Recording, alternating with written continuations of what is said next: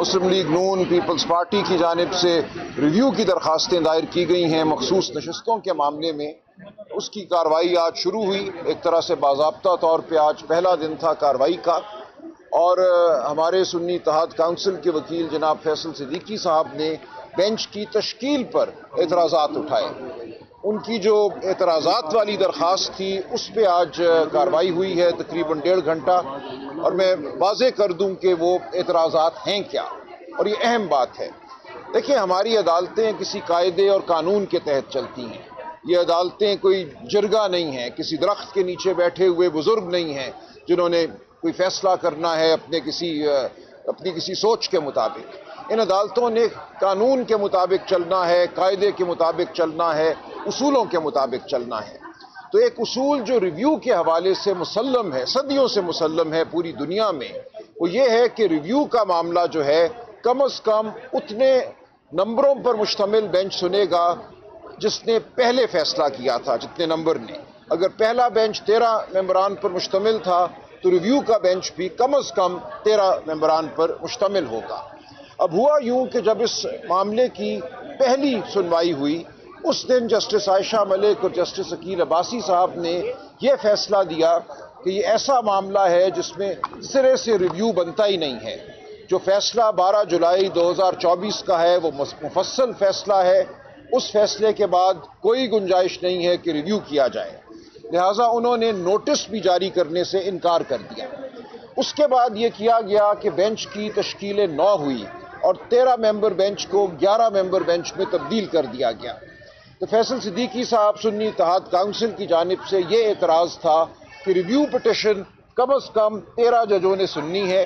یہ نہیں ہو سکتا کہ آپ 11 ممبروں پر مشتمل بینچ کے ذریعے ایک 13 ممبر بینچ کے فیصلے کو ریویو کروائیں، اس کو رد کروائیں یا اس کی توثیق کروائیں۔ کم از کم 13 جج صاحبان پر مشتمل ریویو بینچ ضروری ہے۔ یہ آئین کا تقاضا ہے، آئینی کنونشنز کا تقاضا ہے۔ صدیوں سے جو اصول تمام دنیا میں مانے گئے ہیں، جو ہماری سپریم کورٹ نے ماضی میں مانے ہیں، ان کا تقاضا ہے کہ 13 ممبران پر مشتمل ریویو بینچ ہو۔ اب یہاں صورتحال اس وقت یہ ہے کہ سپریم کورٹ میں کانسٹیٹیوشنل بینچ کے 15 جج صاحبان ہیں۔ یہ معاملہ چونکہ کانسٹیٹیوشنل بینچ آئینی بینچ نے سننا ہے، تو اس معاملے کے لیے اگر 13 جج مقرر کیے جانے ہیں تو وہ انہی 15 میں سے ہوں گے یا 2 نئے جج مقرر کیے جائیں۔ اب ان 15 جج صاحبان کی صورتحال یہ ہے کہ 2 جج صاحبان وہ ہیں جنہوں نے پشاور ہائی کورٹ میں فیصلہ کیا تھا۔ اسی فیصلے کے خلاف اپیل آئی تھی سپریم کورٹ میں، جس اپیل میں 12 جولائی 2024 کو ہمارے حق میں فیصلہ ہوا۔ اب 15 میں سے اگر وہ 2 جج صاحبان نکال دیے جائیں تو باقی 13 جج رہ جاتے ہیں۔ ان 13 میں سے جسٹس عائشہ ملک اور جسٹس عقیل عباسی صاحب کو بینچ سے علیحدہ کر دیا گیا ہے، لہٰذا یہ 11 ممبر بینچ رہ گیا ہے۔ ہماری استدعا یہ ہے کہ اب آپ معاملہ واپس بھیجیے، جو کمیٹی ہے، جوڈیشل کمیشن جو ہے، وہ 2 مزید جج صاحبان کا تقرر کرے آئینی بینچ میں۔ ان کے تقرر کے بعد جب دوبارہ 13 جج صاحبان میسر ہوں گے تو وہ 13 جج صاحبان اس ریویو کو سن پائیں گے، تب تک یہ ریویو کی کارروائی آگے نہیں بڑھ سکتی۔ یہ انتہائی اہم نقطہ ہے۔ اس کا فیصلہ اس آئینی بینچ کو ابتدائی نقطے کے طور پہ کرنا ہے کہ کیا یہ 11 ممبر بینچ اس کارروائی کو جاری رکھ سکتا ہے یا جاری نہیں رکھ سکتا۔ ہماری استدعا ہے کہ آپ کو پہلے 2 نئے جج صاحبان آئینی بینچ میں مقرر کرنے پڑیں گے، اس کے بعد یہ آئینی بینچ جب 13 ممبر بینچ بن جائے گا تو تب کارروائی شروع ہوگی، تب سنوائی ہو سکے گی۔ تو اس معاملے کا فیصلہ ہونا ہے ابتدائی عذر کے طور پہ۔ اگر یہ معاملہ ہمارے حق میں ہوتا ہے، جس کی ہم توقع رکھتے ہیں آئین کی بنیاد پہ، آئینی جو ہماری جو روایات ہیں ان کی بنیاد پہ، تو پھر اس بینچ کو منتشر ہونا پڑے گا، انتظار کرنا پڑے گا کہ 2 نئے جج صاحبان آئینی بینچ میں مقرر ہوں۔ جب وہ مقرر ہو جائیں گے تو پھر اثر نو کارروائی شروع کی جائے گی۔ تو یہ آج کی کارروائی کا حاصل ہے جو آج بحث کی گئی۔ آج کی بحث اہم اس لیے ہے کہ دیکھیں، ہم جانتے ہیں حکومت اور طاقتور طبقے کیا چاہتے ہیں۔ وہ یہ چاہتے ہیں کہ جو فیصلہ ہوا 12 جولائی 2024 کو 8-5 کی اکثریت سے، اس فیصلے کو رد کیا جائے۔ وہ فیصلہ کیا تھا؟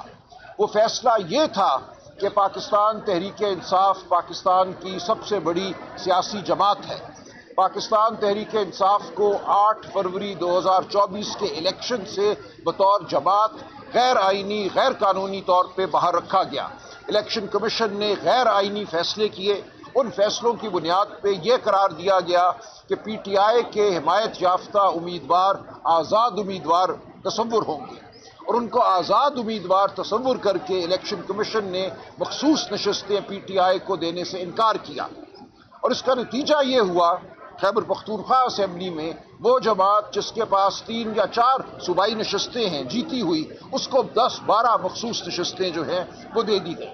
تو یہ ایک مکمل طور پہ غیر نمائندہ پارلیمان، غیر نمائندہ صوبائی اسمبلی کا وجود جو ہے وہ حاصل کرنے کی کوشش کی گئی۔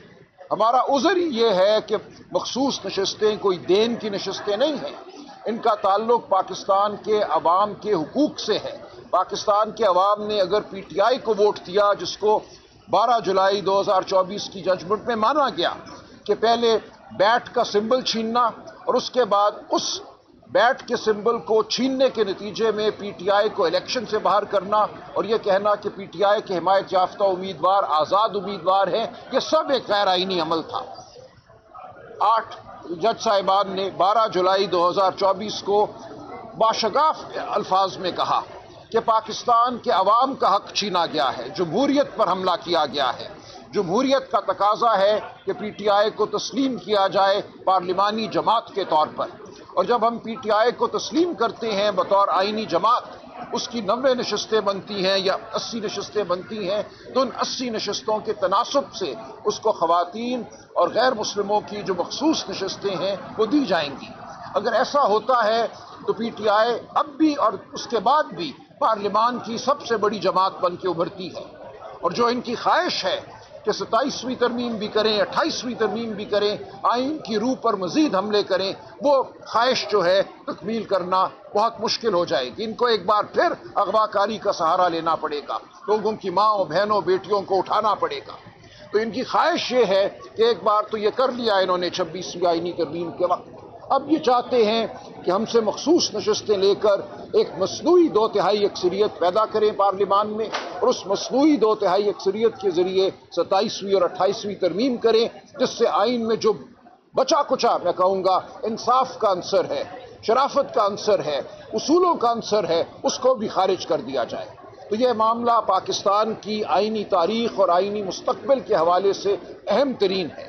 لہٰذا آج جو ہم نے عذر اٹھایا ہے، یہ کوئی صرف عذر برائے عذر نہیں ہے، اس کا مقصد یہ ہے کہ جو پاکستان کے آئین کی جانب پیش قدمی ہے، جو حملہ پاکستان کے آئین پر کرنا مقصود ہے، اس حملے کو پسپا کیا جائے۔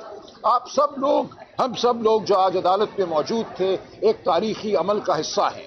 اس عمل کا نتیجہ کچھ بھی ہو، ہماری مزاحمت یاد رکھی جائے گی۔ ہم سب یہاں اس لیے کھڑے ہیں کہ آئین کی روح کو بچائیں، ہم اس لیے کھڑے ہیں کہ پاکستان کے عوام کے جمہوری حقوق کو بچائیں، پاکستان میں جمہوریت کی کچھ رمق باقی رہنے دیں، اس ملک میں قانون اور شرافت جو ہے اس کی کچھ رمق باقی رہے۔ یہ وہ جد و جہد ہے جو ہم کر رہے ہیں، یہ آپ کا ہمارا سب کا فرض ہے، ہم یہ فرض ادا کرتے رہیں گے۔ بہت شکریہ۔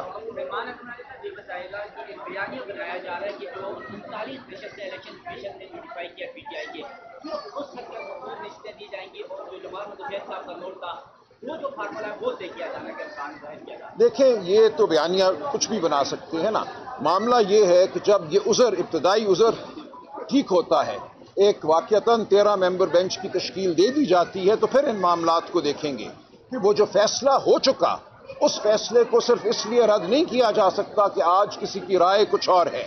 ریویو کا مسلم اصول ہے کہ آپ کو چاہے پہلے فیصلے سے اختلاف بھی ہو، لیکن آپ نے اس فیصلے کو ماننا ہے، اس کو اس پہ اطلاق کرانا ہے، ماں سوائے یہ کہ 2-3 بڑے مخصوص نوعیت کے گراؤنڈ ہیں، مخصوص نوعیت کے عذر ہیں، اس قسم کے عذر کی بنیاد پر وہ فیصلہ ایسا ہو کہ اس کو آپ کالعدم قرار دے سکیں۔ تو ہماری نظر میں کوئی ایسی بات نہیں ہے۔ 8 ممبر بینچ نے تمام واقعات کو بغور دیکھا، تمام قانونی حوالوں کو دیکھا، قانونی شکوں کو دیکھا، آئین کو دیکھا اور ایک فیصلہ دے دیا ہے۔ اب کسی بینچ کی یہ ثواب دید نہیں ہے کہ اس فیصلے کو تبدیل کرے کیونکہ انہیں وہ فیصلہ پسند نہیں ہے یا کوئی اور مقصد حاصل کرنا اب مقصود ہے۔ تو ہم یہ جنگ لڑتے رہیں گے، ہم اصول کی جنگ لڑ رہے ہیں، آئین کی جنگ لڑ رہے ہیں، کیا انہوں نے سوچا ہے منصوبہ سازوں نے ہمیں اس سے کوئی سروکار نہیں ہے، ہم نے بات آئین و رسول کی کرنی ہے؟ کمل شوذب صاحبہ کچھ بات کرنا چاہیں گی؟ یہ ہماری ویمنز ونگ کی صدر ہیں۔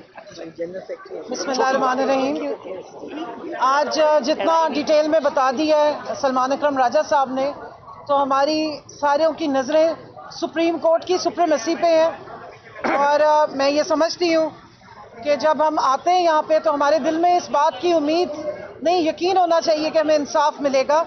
سب کی نظریں اس بینچ پہ ہیں، سب کی نظریں ان جو محترم ججز ہیں ان پہ ہیں۔ انہوں نے بڑے طریقے سے بتایا آج جو اندر آرگیومنٹ ہوا ہے کہ ایک میجورٹی کا فیصلہ ایک مائنورٹی بینچ ریویو نہیں کر سکتا۔ اس چیز کو آئی تھنک کہ بڑے اچھے طریقے سے پریزنٹ کیا ہے، اور میری استدعا ہے اس سپریم کورٹ کے جو بینچ ہے آئینی بینچ سے کہ جلدی نہ کیجیے۔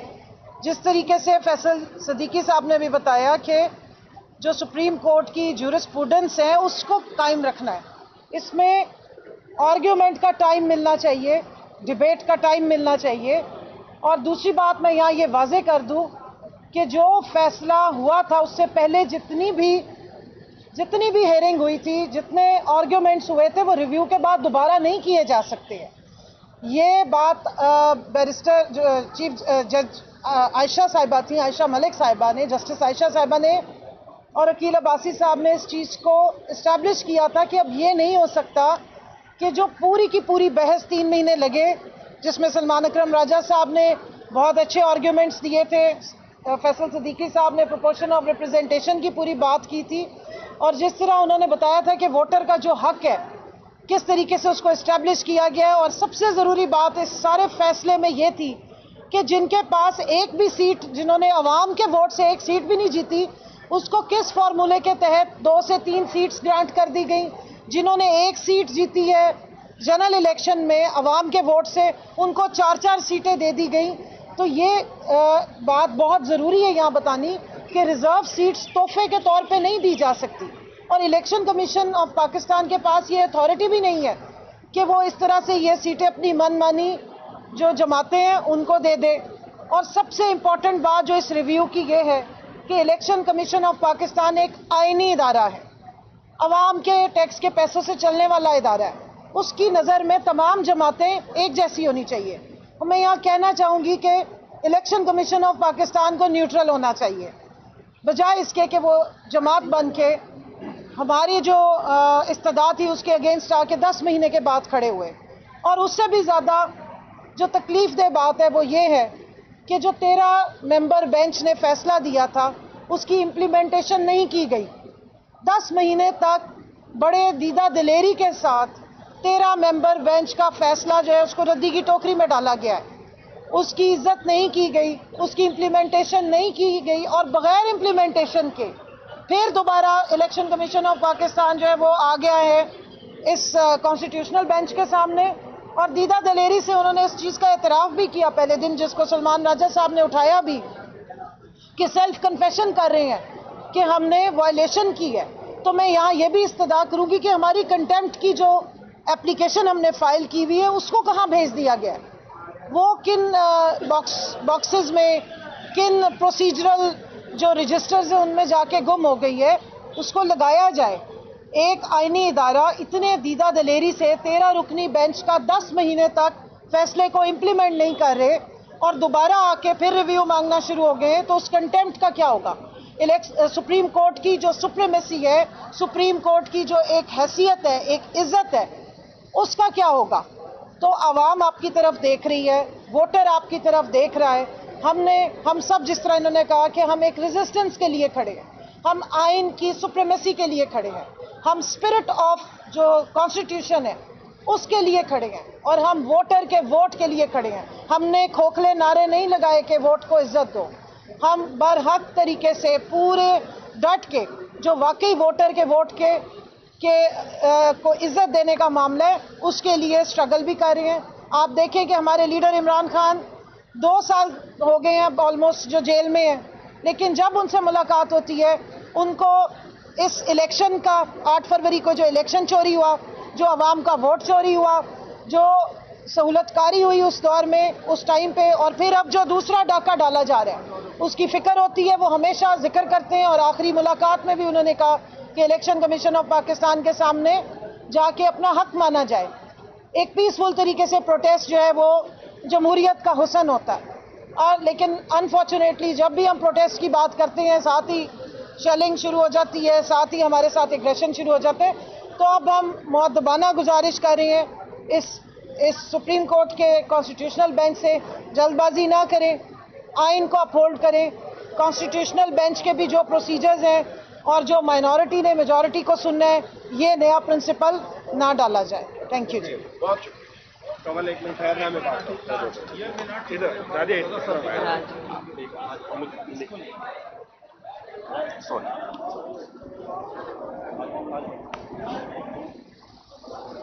अजी शुक्रिया। देखें, जो 26वीं तरमीम लाकर पाकिस्तान के आइन का जो चेहरा मस्क किया गया, जो पाकिस्तान की आवाम से एक ही उनको जो एक उम्मीद थी, इंसाफ की उम्मीद आला अदालत से, वो भी छीन ली गई। आज उसके जो असरात हैं वो आज की कार्रवाई में सुनने को आए हैं। अब ये बेंच वो बेंच है जो मखसूस नशस्तों को सुन रहा है, जिसको इस जुडिशल कमीशन ने बनाया है, और ये जुडिशल कमीशन जो है उसमें अक्सरियत हुकूमत की है। अब ये हुकूमत के बिठाए हुए जजेस मखसूस नशस्तों का केस सुन रहे हैं, और ये केस इनके सामने पीपल्स पार्टी और नवाज लीग लेकर आए हैं। तो इस सूरत हाल में जब आपको हुकूमत मुकर्रर करे तो इंसाफ की उम्मीद बहुत कम होती है। और अफसोस की बात है, ये मिलिट्री कोर्टों का फैसला कर रहे हैं, ये मखसूस नशस्तों का फैसला कर रहे हैं, आइन का फैसला कर रहे हैं, लेकिन खुद को रेगुलेट करने के लिए, रूल्स बनाने के लिए तैयार नहीं है। सुप्रीम कोर्ट से ये उम्मीद होती है कि वहाँ पे बादशाहत नहीं होगी, आइन चलेगा, कानून चलेगा, और जो पहले सुप्रीम कोर्ट के फैसले आ चुके हैं उनकी रोशनी में इंसाफ होगा।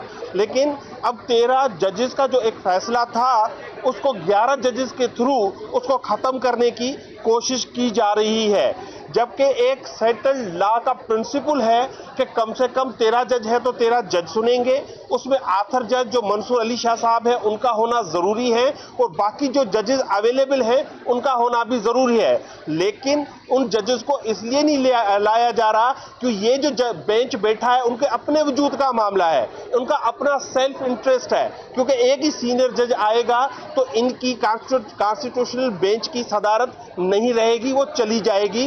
इसलिए आज बजाय इसके कि हुकूमत आईनी तरमीम को डिफेंड करे, जज साहिबान खुद जो है ज्यादा से ज्यादा उसको डिफेंड कर रहे थे। इस वक्त जो मुल्क के हालात हैं, जो बॉर्डर्स के हालात हैं, जरूरत इस बात की है कि मुल्क में कोहियन हो, हम आंगी हो, इत्तेहाद हो, लेकिन उसको बार बार डिस्टर्ब करने की कोशिश की जा रही है। मैं अदलिया से अपील करूंगा कि इस पाकिस्तान को मुतहद रहने दे, पाकिस्तान की कौम को मुतहद रहने दे और आवाम को इंसाफ दे। इमरान खान को जो मैंडेट मिला है उस मैंडेट का एहतराम करें। बहुत शुक्रिया जी।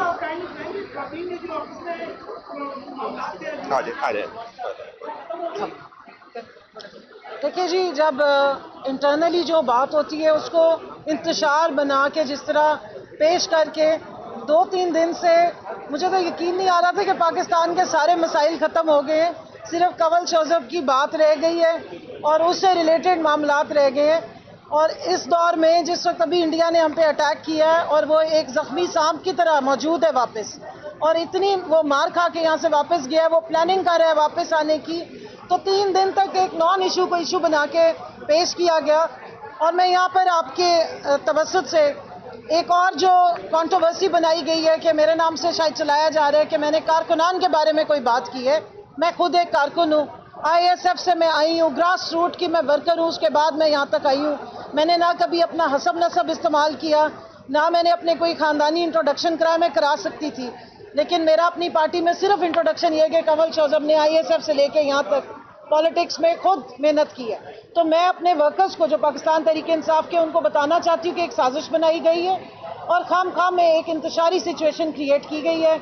ना मेरा कोई इस तरह की लड़ाई है, हमारी वो बड़ी हैं अलीमा आपा, और इमरान खान साहब की वो बहन है, وہ اپنے بھائی کے لیے کھڑی ہیں اور ہم بھی انہی کے بھائی کے لیے کھڑے ہیں. ہم اپنے لیڈر کے لیے کھڑے ہیں.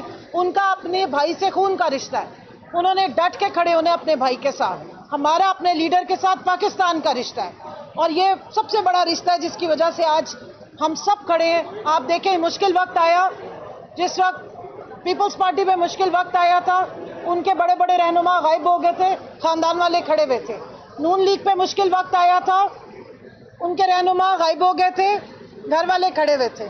پاکستان تحریک انصاف میں عمران خان پہ مشکل وقت آیا, گھر والے بھی کھڑے ہیں, رہنما بھی کھڑے ہیں, کارکن بھی کھڑے ہیں اور ڈٹ کے کھڑے ہوئے ہیں. تو یہ دیکھیں میں اسی بات پہ آنا چاہ رہی ہوں کہ سوشل میڈیا کو بھی, اور ہمارے مین پی ٹی آئی کا نہیں ہے, سارے میری عرض سن لیں. اس میں یہ ہے کہ اسی بات پہ میں کہہ رہی ہوں کہ ڈائگریس مت کریں. ہمارا سب کا ایک ہی مقصد ہے, عمران خان صاحب کے لیے انصاف, عزت کے ساتھ ان کی رہائی. بھیک میں مانگی ہوئی رہائی ہمیں نہیں چاہیے. ہاں ان کی قید زبردستی ہوئی ہے, ان کو زبردستی پولیٹیکل وکٹمائزیشن کے تحت اندر رکھا جاتا ہے, جھوٹے مقدمات ان پہ بنائے گئے ہیں, لیکن وہ بھیک میں مانگ کے, بیک ڈور چینل سے مافیا مانگ کے یا کوئی ڈیلیں سائن کر کے باہر آنے میں انٹرسٹڈ نہیں ہے. یہ راستہ ان کو بہت عرصے پہلے آفر کیا گیا تھا, انہوں نے اس کو ریفیوز کیا تھا. وہ حق کے ساتھ ڈٹ کے کھڑے ہیں, وہ عوام کے مینڈیٹ کی آواز اٹھا رہے ہیں. یہی سیاست ہے, یہی جمہوریت ہے, یہی آئین ہے جس کے لیے ہم سب فائٹ کر رہے ہیں. تو اس لیے انتشار سے بچیں, آپس کے جو کلیش ہے اس سے بچیں. چھوٹی جو غلط فہمیاں ہوتی ہیں جب ان کو ختم کر دیا جاتا ہے تو میرا خیال ہے سانپ نکلنے کے بعد لکیر نہیں پیٹنی چاہیے.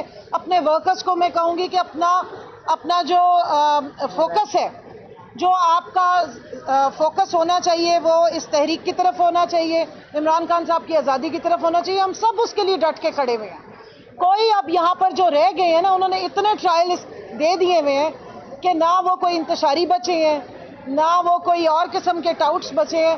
تو اس قسم کے معاملات سے ہمیں بچنا چاہیے اور ایک دوسرے کے ساتھ متحد رہنا چاہیے. آپس میں ہمیں کوئی بڑی سے بڑی طاقت نہیں توڑ سکی. تو اس انتشار کو, اس سازش کو سمجھیں, آپس کی لڑائی سے بچیں اور غلط طریقے سے جو لوگ سازشیں کرتے ہیں ان کو نشاندہی کر کے ان کا شکار نہ ہو. بہت بہت شکریہ. Thank you.